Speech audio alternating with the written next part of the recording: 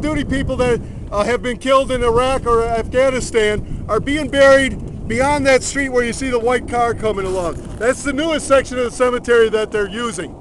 Now, by default, since a lot of people from, let's say, World War II that died in World War II, there'll be a section that has a lot of World War II veterans. Another section will have a lot of Vietnam veterans. But that's more by default.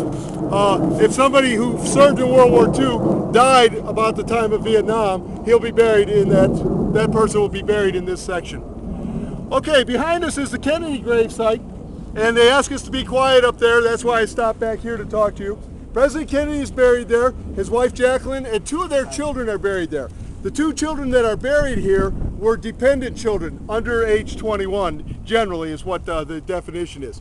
Now, when John Kennedy died here in the airplane crash, golly, 8 years ago already probably, he was cremated and buried at sea. He would not have been eligible for burial here at Arlington. The family could have asked for a waiver. Being a Kennedy, probably would have gotten it. Actually, Jacqueline Kennedy had to have a waiver to be buried here. She was eligible for burial as the president's spouse, but when she remarried, she lost her eligibility. Of course, again, being a Kennedy, she probably didn't have any trouble getting it. All right, off to the left of President Kennedy's grave is Robert Kennedy's grave. He was the Attorney General during the Kennedy administration. He was also the candidate for the Democratic nomination in 1968. He was killed down at the Ambassador Hotel in Los Angeles in June of 1968. He was buried here alongside his brother.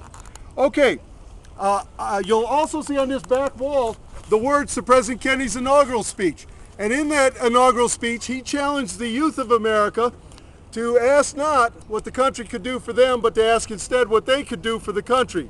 Those are words that still apply to us today.